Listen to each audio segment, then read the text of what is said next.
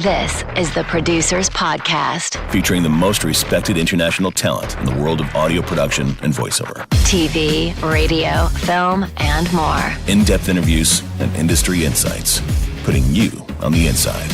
Learn more at ryandreen.com. The Producers Podcast. With Ryan Dreen. Well, hi there. Thanks so much for checking out the podcast. I always appreciate your time. If you wouldn't mind giving me even more of that time and rating and review the show, obviously wait until you're done listening to it and see what you think. Head over to iTunes, obviously is a good place to do it, or wherever you get your podcast. It would mean the world to me. I ain't telling you how to rate it either. I don't care what you do. I would appreciate a good rating, but do it and write whatever you want. But it would be very much appreciated by me. RyanDreen.com has links to a million different places to go get podcasts or rate this podcast, and including, if you're just getting this somewhere else, I'll have some more information about each guest on that site as well. I'll tell you about today's guest in a minute. I do want to highlight somebody I have coming back to the podcast. I'll be pretty quick here just to say Jeff Schmidt, one of my favorite just sound people. He does have his roots in radio, and I had him on many, many years ago, but he is neck deep in the world of high production value podcast, producing high production value podcast. Boy, I sure said that well, didn't I? Talking some of the biggest podcasts on planet Earth, Jeff is the guy making them sound the way they do. It's stellar. It's stellar work. So we're going to do an episode focusing on that world, everything that goes into it. I've already asked him, is there anything we can't talk about? He's like, dude, you know me, I'm an open book. So we're going to get that coming. I think it'll be a really interesting episode. And just Jeff's skills with sound design are amazing. I still use alien imaging content constantly, all the time. So that'll be something to look forward to. Now for today, one of my favorite female voice actors. She's super genuine, and we get into this in the episode, but I think she really just knows who she is and does a great job. I've used her for work that I've had to do. Issa Lopez, she's a SOVA award winner. Her website is issavoice.com. Radio imaging in both English and Spanish, commercial work, narration work, IVR, and she's a singer. She still is a singer, but she hasn't done that in quite a while. But I'll play you a sample at the end of the little demo I put together here, and we talk about it in the show. Her background is a fascinating story, and I seriously didn't know most of what we talked about.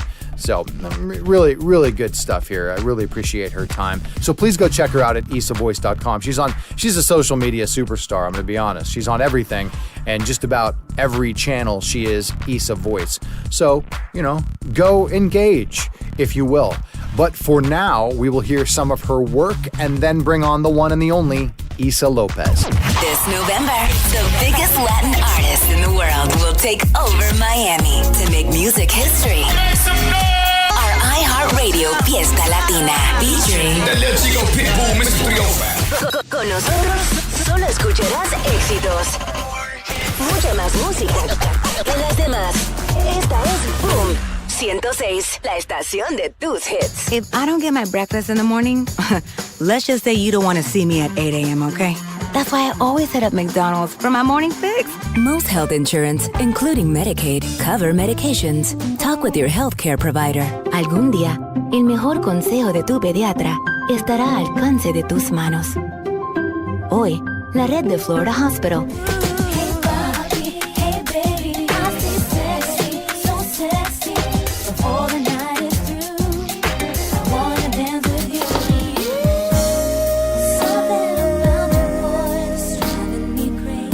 All right, and there she is. So what we just heard is some talking in multiple languages, and also I had to end with some singing from my guest this month, Issa Lopez. Issa, okay, let me try to give you a legit intro.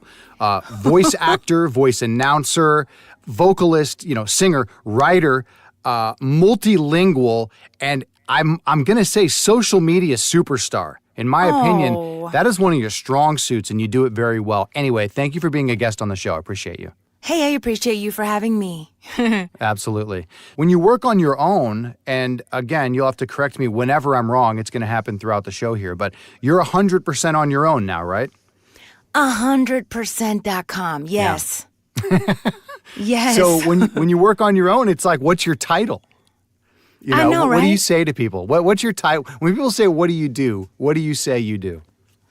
I say I do projects that require a voice. Because I used to say voiceovers, and then they would be like, well, what type?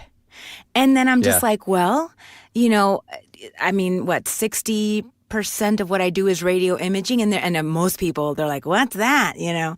So then I explained that, and then I said, and, you know, you may be in Mexico and hear the ATM saying, you have $0. You know, and that may be me too. And then they started cracking up. Oh, really? Well, that's a fun job. Yeah. I bet you, from what I know about the industry, I bet you got rich off that one. What's funny, Ryan, is that most of the message stuff that I get is horrible news. Like, I'm the one in Florida that tells you that, you know, that you didn't pass your drug test and you have to call your PO officer. Like, all this horrible stuff. Oh. And I'm just like, why am I being picked for this stuff, you know? But the worst one, I have to say, Lord Jesus, please forgive me, but I had to pay the bills at that time. I was the person to tell senior citizens that their medication was not approved. Wow. I was like, no, not Wow, me. you have a... So, anyway. Bad news. You're the bad news voice, I guess. Horrible. My gosh, yeah. So, yeah. But I also do good stuff, too. Yes. Like, you know what? I don't know if you saw it. This week, I got to post, I am the tourism voice for Puerto Rico. And to be the tourism voice for people to visit where I'm from, what an honor to land that. It was awesome. Oh, that's cool. I should say right out of the gate, issavoice.com. That's your website. You have a great website. I've seen all kinds. I know that you had your site built by, they build voiceover sites. It's like voiceoverwebsite.com or something. What are they called? That's right. Joe Davis and his team. And, you know, I literally told them, I said, you guys, I want a website for dummies. Like, if you didn't know me from Adam, I want people to go to issavoice.com and be like, oh, okay, I get this. Yeah. I get it. And that's exactly what they gave me. It's a very, so people should obviously check it out just so they can see you and, you know, enjoy you. But also for those in the industry, I think it's a good example of a clean, simple, easy to consume voiceover website. You're not doing anything you're not, but you're showing everything that you are. So anyway, solid side. Awesome. Social media, Yeah, you're basically Issa Voice on everything. Yeah, Issa Voice. ISSA and then voice. Issa sounds like pizza. Yeah. Oh, you go. Oh, I'm hungry. I'm starving. Oh, gosh, it's dinner time. I know, right? Hey, I started a new diet yesterday, so let's not even go there and talk about food. Let's just keep let's keep focused, Ryan. I did not start a new diet yesterday. I've been moving for what feels like 7 years, so I have been eating terribly, and I will continue to do so. Actually, we were talking about this beforehand. You are the first thing I'm recording in my new booth, in my new studio that I'm building. So, you know. Well, how cool is I that? don't know what that means, Yay. but it's exciting that well, I guess we'll find out. I actually haven't even played back myself to test this, so God knows what this sounds like right now. But anyway. That's okay. If they can make Paula Abdul and all these other people sound amazing, you can make this interview sound bomb, okay? All right, I'll try. As long as you sound good. That's always my rule on these, though, is especially with the voice talent that I talk to. Okay, enough about that. Let's get into the meat and the potatoes. Yeah. So, first of all, I know where you are now. You're a Colorado talent, but where did you grow up, and where were the beginnings of your life? So, I was born in Puerto Rico. And when I was 6, my mom moved me here to Colorado. And then from there, it was very, very difficult for me. By the time I was around 11, I ended up in the foster system here. Oh, wow. So I emancipated at about 16 years old. And then, it was just really rough. I really wanted my dad to kind of come and rescue me, but my father, that's where I get my music from, Ryan. My father was one of the starters of Menudo. Do you remember that group with Ricky Martin and all? Yeah, because you and I are similar age, the same age. And so he was the music director for them, and then for Casey and the Sunshine Band, Kool and the Gang. So I had always dreamed as a singer, in the foster system, that he was going to come and rescue me and all that. But, the music business is it's nice and it's ugly at the same time. And so he was very successful, but at the same time, just, drugs and it was crazy. Wow. So it probably wasn't a good idea for me to go there. So as far as, launching this whole voice thing of mine, I started out in singing. Yeah. And so by the time I was 20, I had my first recording deal with Sony in my face. Okay, I want to talk about that. But before, did you have any... Singing wasn't your first job, I'm sure... Or are you one of these people that actually didn't have a job except for in basically as a talent? Singing was my first job. Okay. Yeah, I used to do jingles and things locally, and I wanted to get more demos done as far as singing, so I would write a lot of hooks for rappers.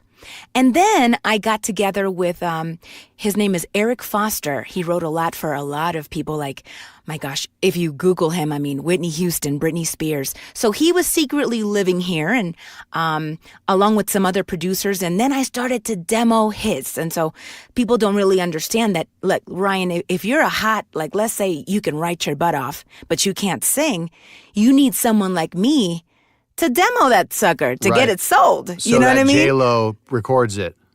And or exactly that. Like so, and it's funny that you say that. So I've demoed for Jennifer Lopez, Jessica Simpson, just to name a few, Pussycat Dolls. Like, I don't know if you remember Don't Ya, the song Don't Ya. I demoed that. Did you cut the demo for Don't Ya? Yes, I did. Oh, forget voiceover. We're going to talk music the whole time. Wow. You stupid. But on the other side of this whole music thing, and I guess in the whole Hollywood business, as a woman, it was just really, really hard because when you're young and you're excited about life and stuff, I know that sounds horrible, you think that it's going to be all glamorous.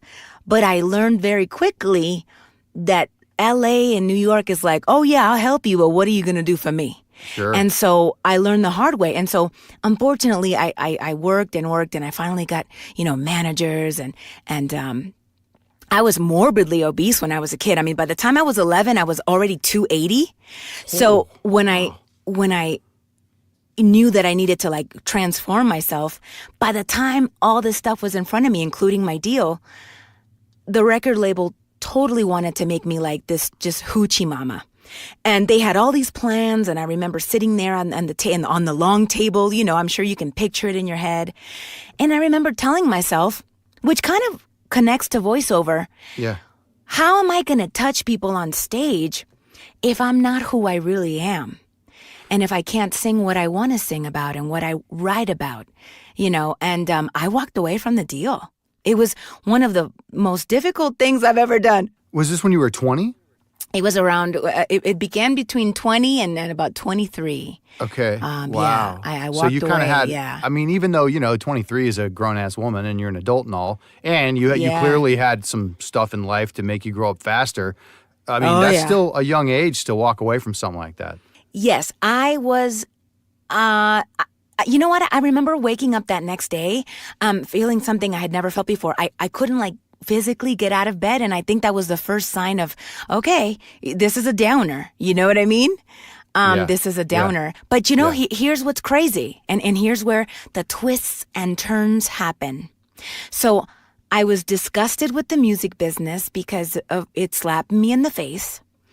And to pay the bills, I looked the next day online, and since I was a charmer, you and I were talking earlier, I was in the foster system when I was a kid. I had a really rough childhood. And so on top of writing jingles, again, I did something with my voice. I did a lot of telemarketing, so I was very good at it.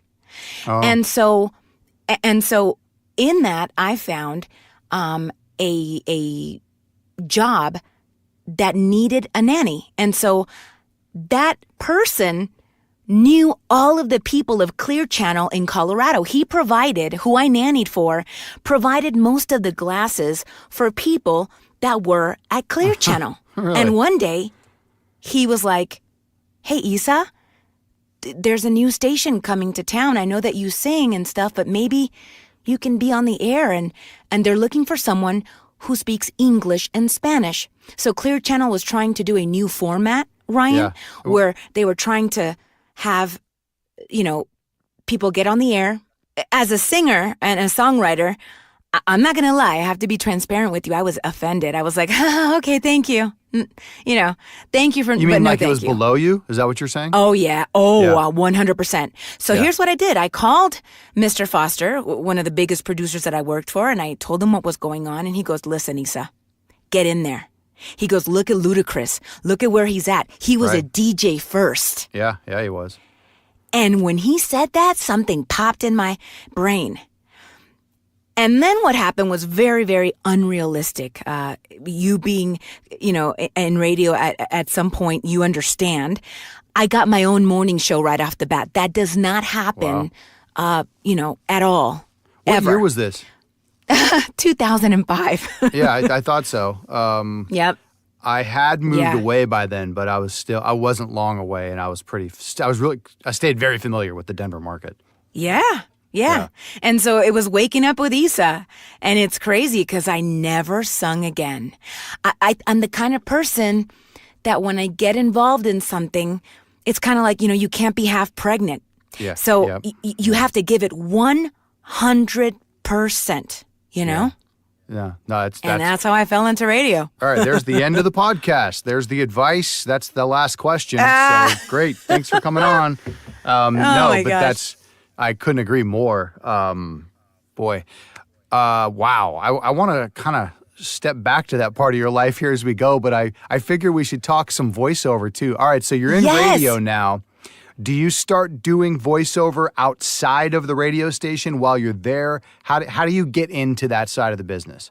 So in 2005, at the same time that I went into radio, I had already had a very simple setup at my house to do intros and stuff, or still write jingles and stuff, but I just never did anything with it. Then in 2005, obviously, how Clear Channel at that time worked, which they work like that now, and a lot of companies do. Not only are you a DJ, but you're also a commercial voice. You also do this, you also do that. You know what I mean? And so at the time when I came on, it wasn't the time when you can sit there and look pretty and someone is managing the board. So I had to throw myself into learning production, learning how to place things. And it was the best thing that ever happened to me, because by the time I was voicing commercials for them, by the time 2007 came along, I was already doing my first radio imaging gig for West Palm Beach for iHeart. Now, I was lucky because the director that was in charge of the Spanish sector was located in Colorado.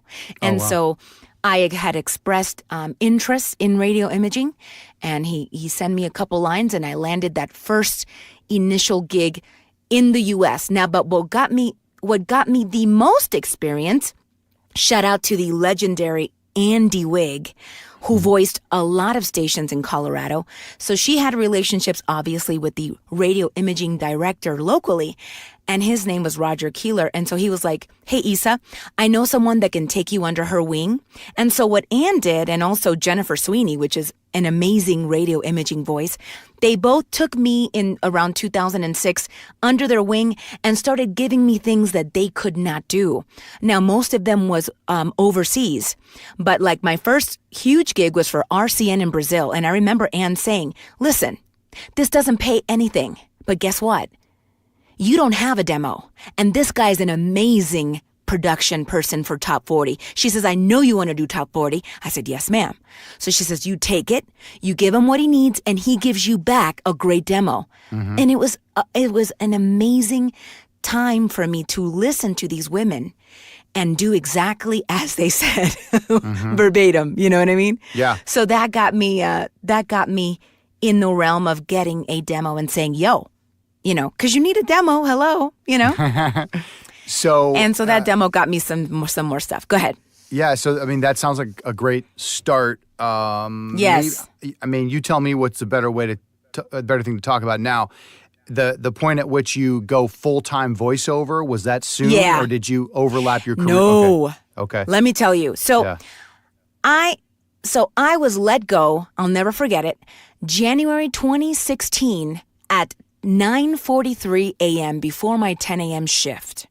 I had done many shifts in radio. I was with Clear Channel almost 11 and a half years, very successful at that. What station was it in 2016? I'm sorry. It was 95.7 The Party. Okay. And then I was syndicated in Spanish for iHeart. So in my mind, I was unletagable. I know that's not a word, but I got you. Unletgoable. Gotcha. That's a good word. I like it. Yeah, right? But you guys, if you're listening, that doesn't exist, you guys. No. Okay? Always have something in the back. And thank God, Ryan, that I had a full-fledged studio built 2 years prior to being let go. Mm-hmm. Because here's what happened. I went in, I was told 3 things. Today's your last day. Here's your package. Security will walk you out. Now, of course, I was offended, but I found out later that is protocol and they have to let you go that way.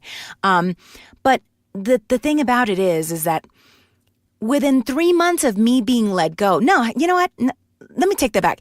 Within 30 days of me being let go, I knew why I was let go. And I'll tell you, I went to San Francisco. I interviewed for my another morning show, and out of a few women, I was given that show. And Ryan, when they told me how much they were going to pay me, I knew that the over $100,000 I was making with iHeart was the reason I was being let go. Why? Because I was going to be offered around $40,000 to live in San Francisco for a morning show.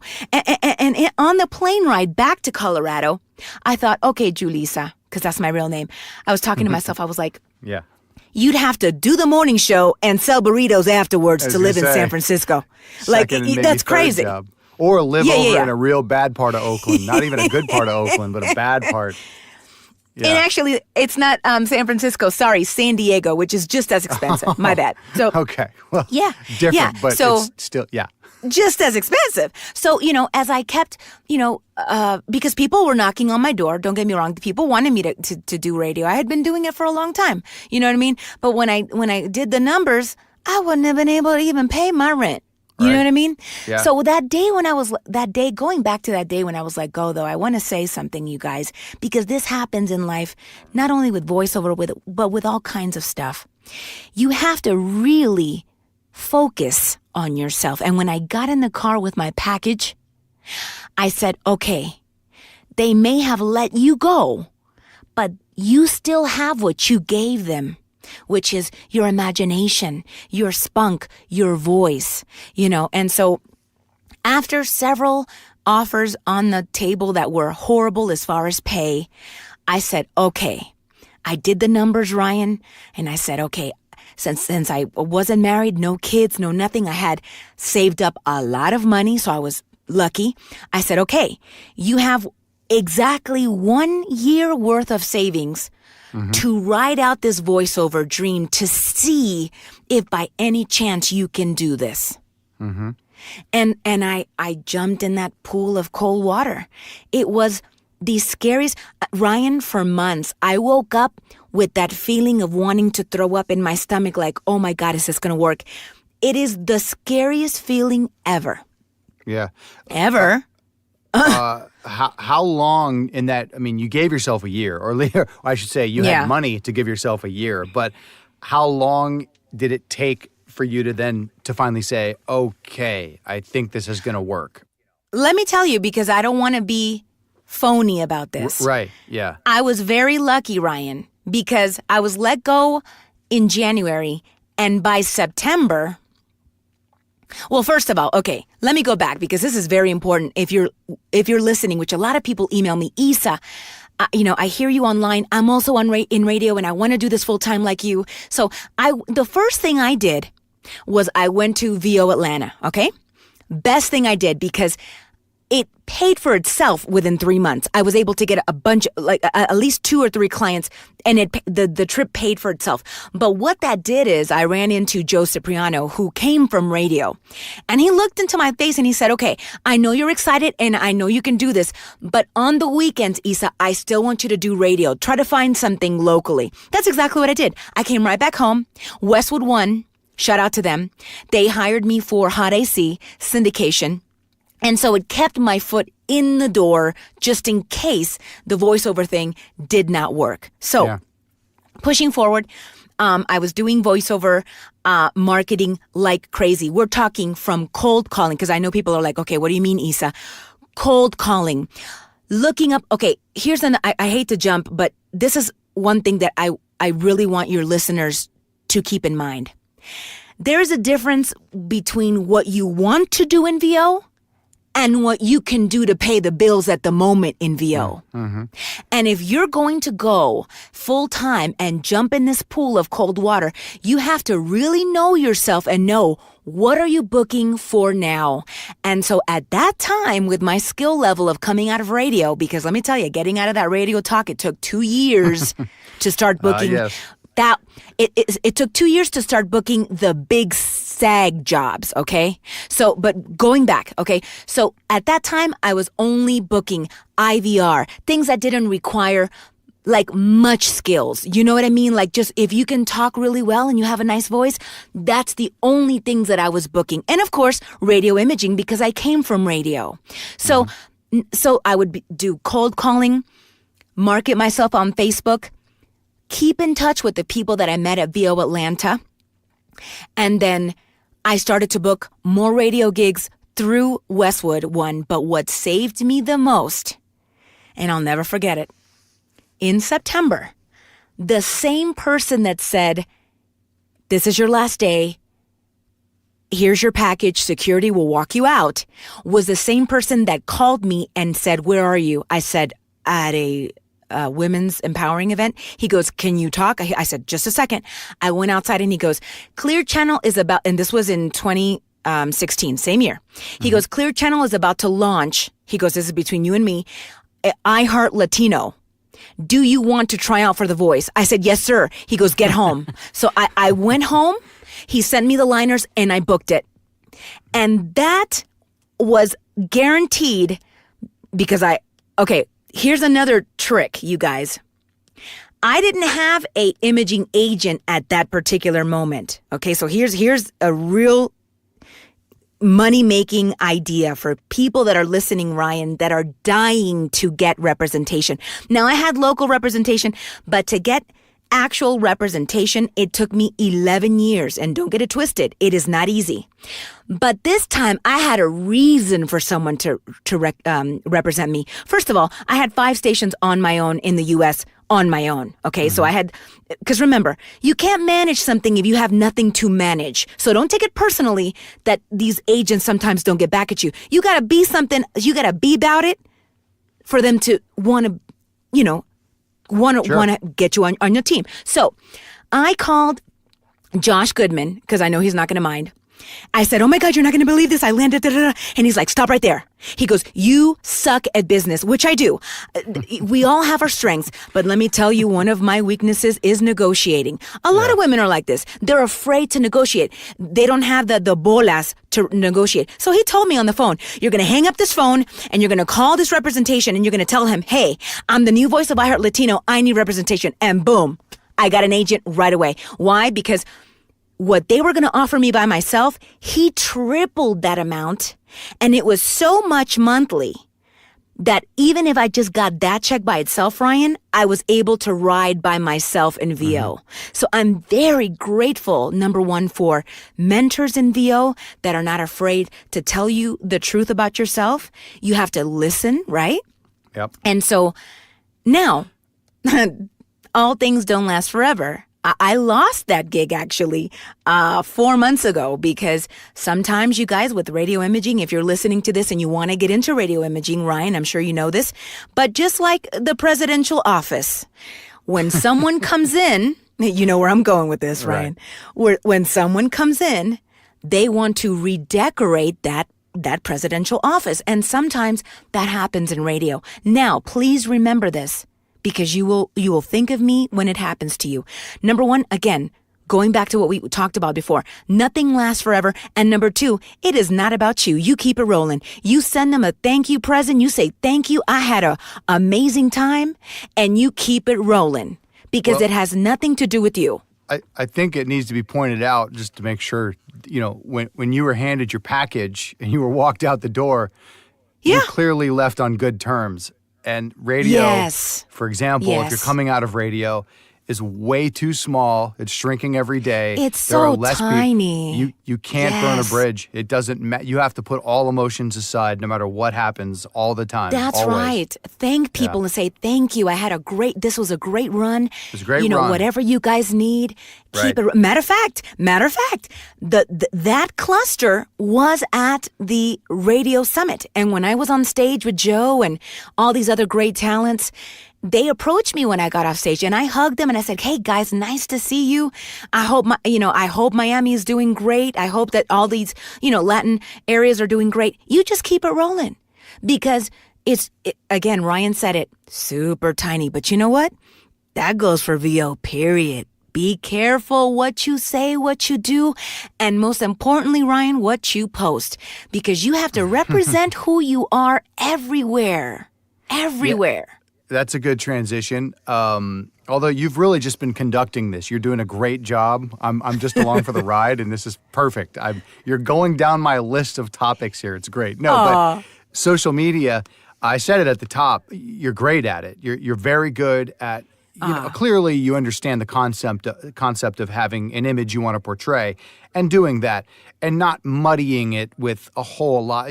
Look, if you feel the need to be online and be political and, bring up issues and stand really staunchly on one side of something political, great, that's your right, I guess. But you're running a business, and I think you understand as well as anyone, the image you put out there, how important it is. It is. It is. It really is. But another thing that I want to hit on, when people see us post, like people are like, wow, look at this podcast. I want a podcast. I want to be like Ryan, or, whatever it is. Okay. In social media, it's always so easy to see the positive and the perfect and the, hey, this is what we're doing. Right. But I want you guys to know that, for instance, even a year in to VO full time, I was only booking maybe 0.2% of commercial, okay? It took me, Ryan, forever to do more than radio imaging. And I can only speak on a personal level, but when I started to book more? When I started to talk the way I talk to you right now. So which is just me. Be you. I get paid to be. Yeah. Right. And don't get me wrong. We all know that there are, and shout out to the VO actors out there, okay, that can act their butt off and do the different voices. And because again, there's so many sectors in voiceover, right? But on a personal level, because this may work for some of y'all that are listening, the minute I started to be Issa is when I started to book like crazy. Yeah. And man, I know that I had heard it like 30 million times getting into VO because I listened to a lot of podcasts and a lot of bloggers, but it just took practice and practice and practice. And the minute that I started saying it and not reading it is when I started to book. Sure. So, if that helps you out there listening, it just, I don't know, coming out of radio and talking like this, it just, that, and you know what, Ryan, that may come back like hammer pants. You never know. It may come around. It may be in style 10 years from now. You don't even know. Yeah, maybe. I don't know, though. I feel like as time has gone on, we've never swung back like bell bottoms. I think they came back around maybe in the 90s, but we've never swung back around to pukey fake announcer guy. I don't think that's ever going to swing back into, So I think we're going to keep becoming more real as time goes on. But let me just keep on social media real quick. Do you have any philosophies on, how you approach it? More literal. You post this on these days. You post this type of content on these channels. Or do you kind of just like whatever's natural and let it flow and it just happens to be that it just seems correct? So, okay. You need to go with what your strength is. So for me, I'm horrible at written anything. If you ask me to write an email, you jump on video a lot. It's horrible. Okay. So again, with me, it's person to person and video. So, here's the thing. If you guys want to start doing videos, because I had a lot of people with voiceover conferences, they come up and they're like, man, I love your videos, Issa. I want to start doing videos. But that doesn't necessarily mean you know how to do videos. So I want you to practice. So, definitely keep it under a minute because, hey, you guys, this world, it's very low attention span. You know what I mean? So, and also, are you driving when you're doing your videos? Are you actually physically driving sometimes? Or do you pull the car over? No. I'm pull over all the way. Good. I don't play sure. around. Yeah. No, I'm just making sure. Yeah. And sometimes I do it in my car because something comes in my head and I'm like, oh my God, I got to let them know this. Yeah. You know what I mean? And the way I'm talking to you now is the way that I talk in my videos. Just real simple. I'm not going to get technical because I'm not technical. So I want you guys to be true to yourself. So if you know about gear, like Ryan, anything that has to do with PC and gear, like I just learned like a week ago, again, what an interface was. Like I pay people to hook my stuff up. Like I know nothing about it. So guess what? I'm not going to talk about it. You know what I mean? Yeah. So find out what your thing is. And that is a way of really advertising. So the reason I do it is not only because I consider everyone online my coworkers, because we're all in this little box all day by ourselves, right? So it's my way of reaching out to you, but it's also my way of keeping me in your head. Right. Yeah. Because Ryan may be doing a voiceover tomorrow, and someone may say, hey, Ryan, do you know somebody who speaks Spanish? And guess what? If I'm in your head, I'm doing it right. I met you in real life finally. In fact, it might even be a year ago today. It's like a year ago within a day or two. And within a week, you got me a gig that is like monthly. So thank you for that. Oh, I forgot about that. But I've used you yes, personally. I'm the voice of Ashley Furniture in Texas. I'm like, about hey. that one. Yeah, no, I don't have to touch that. So you're doing that. I just pass that off, and then I don't ever see that or touch it. So that's great, though. Yeah. But I mean, the fact that it's not that it's almost if you keep yourself front and center, and I'm terrible at it. I'm the last person to talk about how to do it right. But when suddenly that guy Ryan needs someone that sounds, I didn't even need someone that sounded exactly like you, but I needed right. Well, I just met you, and then you're on social media in the right ways. Hey, and another thing, guys, don't overdo it. Yeah, that's a good point. Don't overdo it because, we don't want that. You know what I mean? It's like that commercial that just keeps coming over and you're like, okay, I've seen this 30 million times. But don't be that. As far as social goes, I mean, it's back to kind of what I was asking. Do you have, look, I posted a video earlier today at noon. I'm not going to jump on here for another 3 days or 1 day or 6 hours. Yeah. Like, do you limit yourself, and on which channels do you do more or do you get more value from? So I'm on Facebook and Instagram and also LinkedIn. You guys, there is so much work on LinkedIn. There should be a podcast about just how much work there is on LinkedIn, you guys. You have to be professional, right? And so if the video is either something that I've done or something that I'm, saying because it's under a minute, I post that sucker because it works for me. You have to find what works for you. Listen, even if it's meme. Let me jump. How often do you post on LinkedIn? Just to use that as an example. Not more than once a week. Oh, not wow. More. Okay. Yeah. I don't do anything else like that. And if I post other stuff, it's not about VO. But you know what else? I don't want to give all my secrets away. Sure. But you can also, if you do a motivational quote or something and then just put your website under it. It doesn't have to be videos. It could be anything. You know what I mean? Like, okay, I'll give you an example. Last year, I finally discovered, which if you don't have one, Ryan, you have to get it right now. Here I go with the commercial. Do you have an air fryer? Huh. No, I don't, but I almost got one once. You listen to me. I'm going to send you a link and you're going to get it. Because as voiceover artists, and if you're very, very busy, like you can cook salmon, no doubt, okay, in 5 minutes. Like I literally showed people. Salmon in an air fryer? in 5 minutes. And I'm going to send you a video and you're going to be like, oh my God, Issa, listen. So I did a video last year and I was like, you guys, there's nothing like being in that booth where you can't even come out for air because of all the stuff that you're doing. I said, you guys, look at this. This salmon was done in 3.58 minutes. Yeah, right. Under 4 minutes. Gotcha. I said, and I put the fork and I said, listen, with the asparagus in there, you cannot beat it. And so, and again, you're talking about something that has to do with voiceover, but it's not necessary. Like, just tie it all in, you guys. Like, tie it in. Yeah. And again, that was an advertisement for myself. But I had to also let you guys know about this air fryer because of what we do. And you've kept Issa front of mind, but you're not selling them. You're not selling. No. It's not like, okay, we get it. You're humbled and blessed because you did something else in voiceover. Oh, I know. You're just being a human and people can relate to it. Yeah. Okay. That's right. That's awesome. Okay, I gotta know a total hardcore gear switching here. Not even a good seg, but you work with lots of clients in the States and foreign. I guess first main differences in the way that either they interact with you or that you interact with them. Okay, well, I learned this the hard way, and again, I'm speaking on a personal level, you guys. So anything overseas, because I have like over 20 stations in South America, I get paid first. I don't care who you are, because I learned the hard way. I personally no more ever send anything without getting not even half, you guys. I get it all.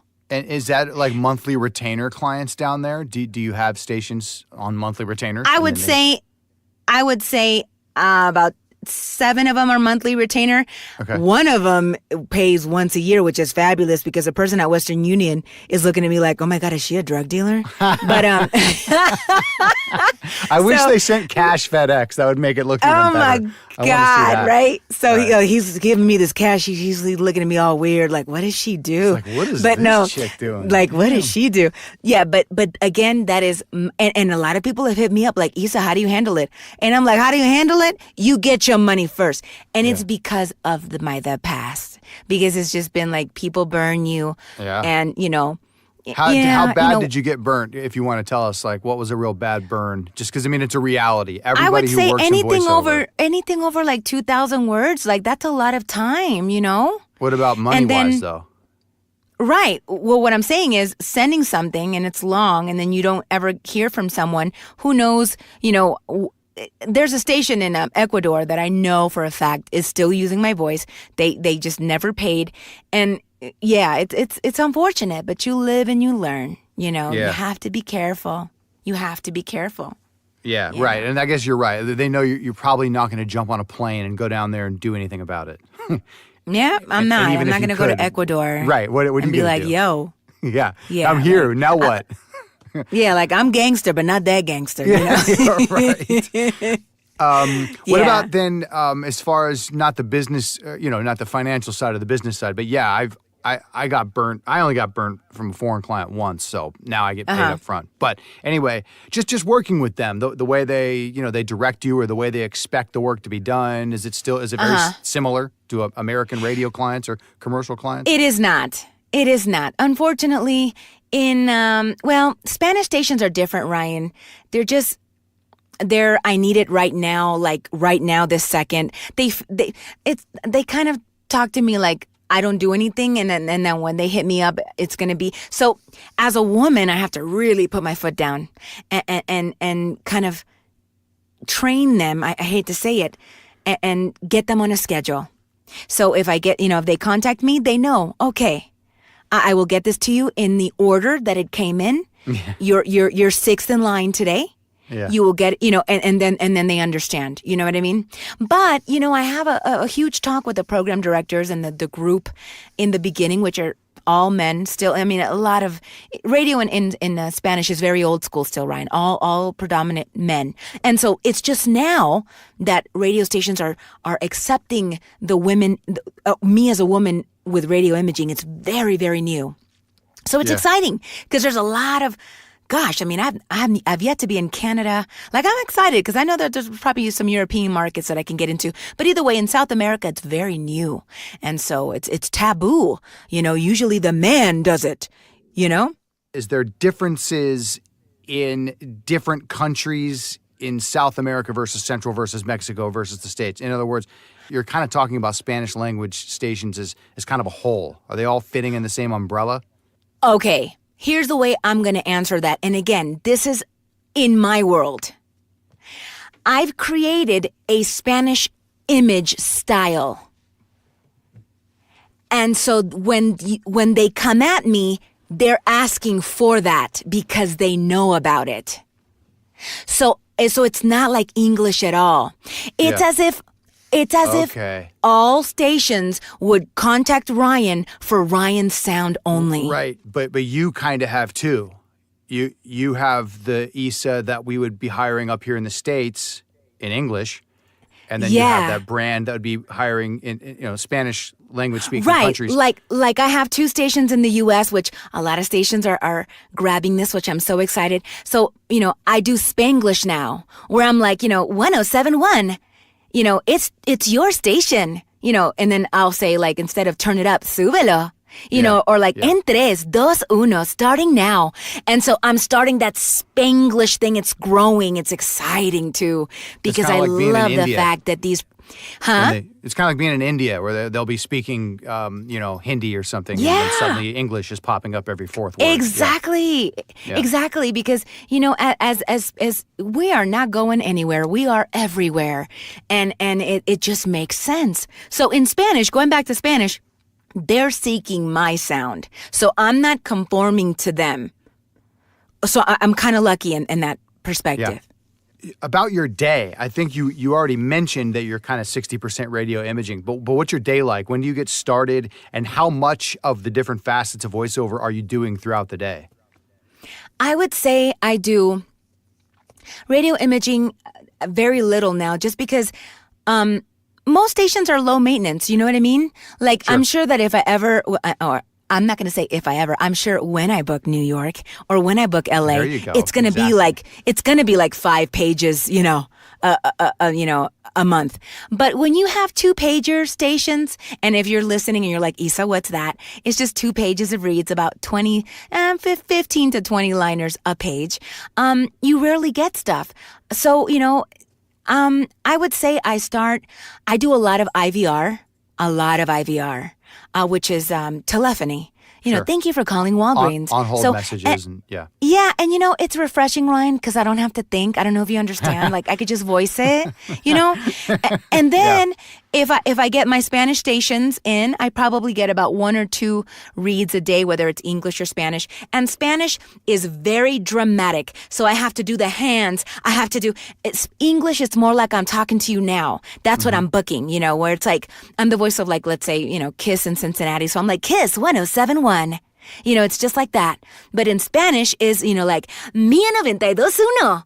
It's just really high energy. Yeah. And then I go, I do a lot of auditions because I am now represented by Atlas. So with those auditions, the auditions are probably the first thing that I do. Why? Because those have deadlines, and you have to meet those deadlines. Why? Because you have to stay in that good standing with those agents. So, but those, they differ. There's so many different styles now that people want. I think one of the most difficult ones, I don't know if you've seen this, but this is a trend. A lot of people want inner voice. And I'm like, what the hell is that? What the hell? Like that is, wow, good for you if you can do that. And you know what? The next time you're in the living room watching your Games of Thrones and watching all these things, you're going to see a commercial that is inner voice, and you're going to be like, that is what Issa was talking about.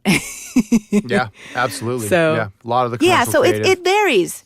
It varies what I do, but it's very balanced, and I've never been overbooked on a day, so I'm very grateful. It's kind of like my day is filled, and it's perfectly filled. I'm really lucky, so I'm grateful. And do you kind of do a 9 to 5 type of schedule, or do you have situations where clients that force you to be working late into the night?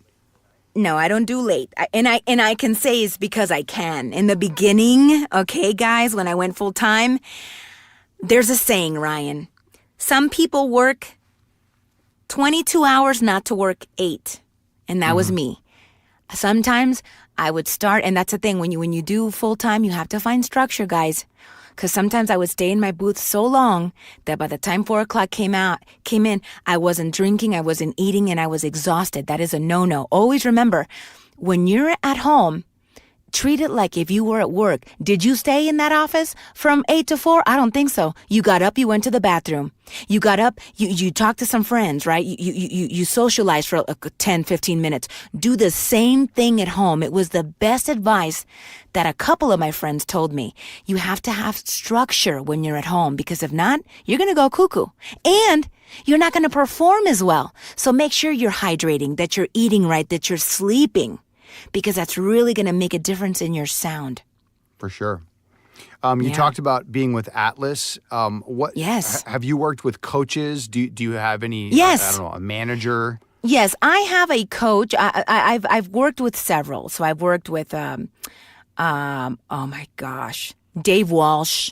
I've worked with Everett Oliver. I've worked with Marianne. Oh my gosh, I forgot. Marianne Weisner. Mary Lynn Weisner. Yeah, okay. I haven't, but sure. But for me, what has really gotten me to book is, I mean, if you ask me, Issa, how many times you audition a day? I audition over 30, on a low day, maybe 25 to 30 a day auditions. And I send most of them if I can. If I'm extremely overbooked, I can only do about 10. But it is constant reading, getting familiarized with reading. Reading skills is such an amazing thing. You have to do it, you guys. I read something when I first went full-time that freaked me out, and I said to myself, oh no, that's not going to be me. I don't remember who it was, but she was like, yeah, guys, getting out of radio, it was great. I was excited. I thought, well, I've been doing voice for 20 years. I'm going to book. She says, I didn't book anything really. It took me about 2.5 years to get to booking. And when I read that, I was like, oh, okay, well, that's her. Yeah. You know what? Nope. It was a 2-year mark when I started to book. It's about finding yourself. And I said this on one of my videos. Please do not be all over the place, because let me tell you, Ryan, when I talk about dropping thousands of dollars on demos, I'm not going to mention the demos that I've dropped, but do not drop on demos that are not you. Please don't do it, guys, because they're just going to sit there and collect dust. Because at the end of the day, and Ryan, I know you know this, and it's funny because I told this to my agents when I met them for the first time at the radio summit. I said, I know you guys know this, but don't laugh at me. I said, you can have the most unbelievable slap your mama demo, but it doesn't mean squat if you cannot book a job.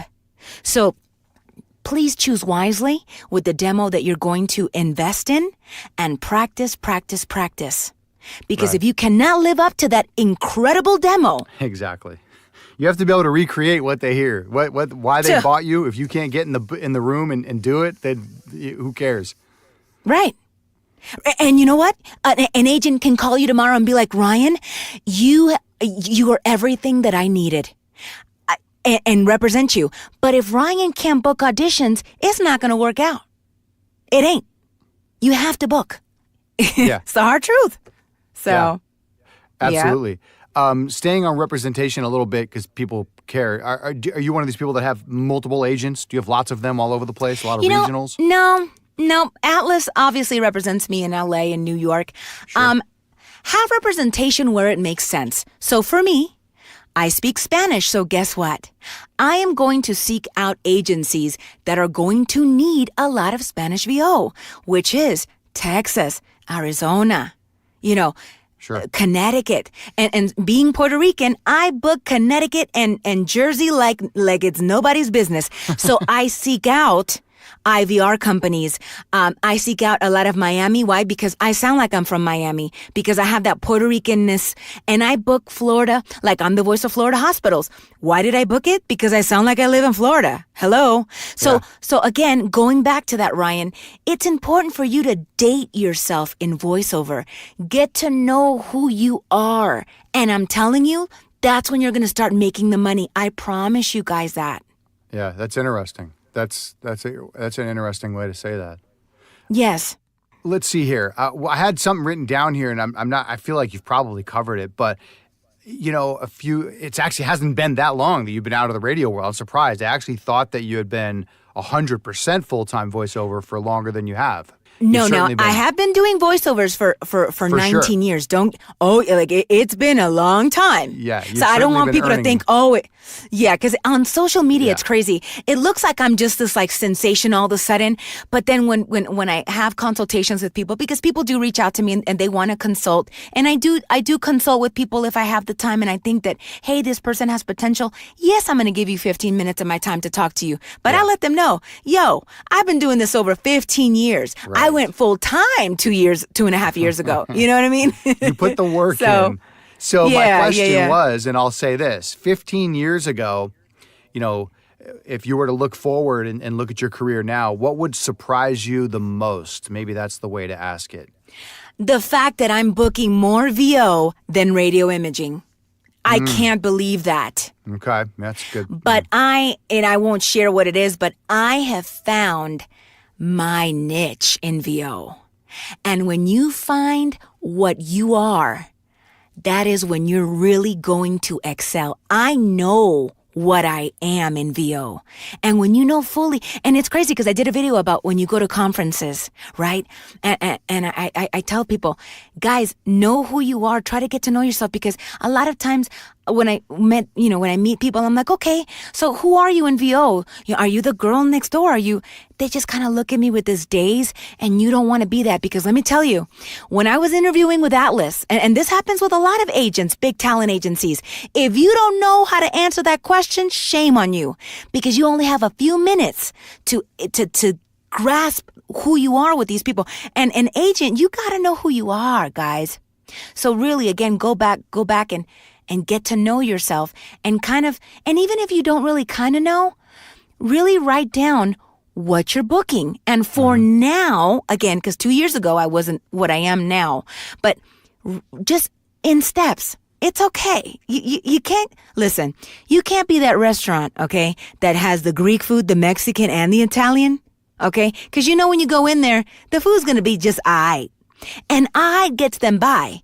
But you don't want to stay just, forever. You know what I mean? Mm-hmm. Were you a Seinfeld fan? You're reminding me of the Dream Cafe episode of Seinfeld. I've never seen that. I've never seen Seinfeld. I've never seen Seinfeld. It really has nothing to do with this. But you've given me so many. Okay, wait. I want to do this. I want to print it for the record. So 15 years ago, you're surprised at, you would have been surprised at what you're booking now. In 15 years, where do you see yourself at that point in your career? I definitely see myself doing more English work and more comedy, because okay, all right. Yeah, well, because I am very, very, when you get comfortable with yourself and you start to find who you are in voiceover, the realness of you comes out in the voiceover.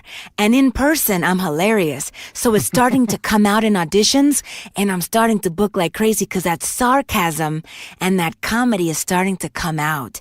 So I think that I'm going to get better in that. And hopefully, I will get back to my singing, which is something that I ran away from a long time ago. But yes, my ultimate dream, Ryan, which I hardly talk about it because it's sensitive, but I would love to sing like for Disney or for DreamWorks, because I have that voice and I would kill it. So yes, I that would be the kill me now. I can rest with everyone that died a week ago on Games of Thrones. I can just die once I do any type of singing cartoon type of a of a role. All right. So let me I'll get Eisner on the phone. I'll make that happen for you. Oh my gosh! Right.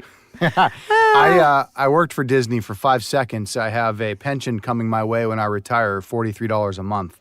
I'm not trying to brag. Wow, you go. Yeah. Oh, yeah.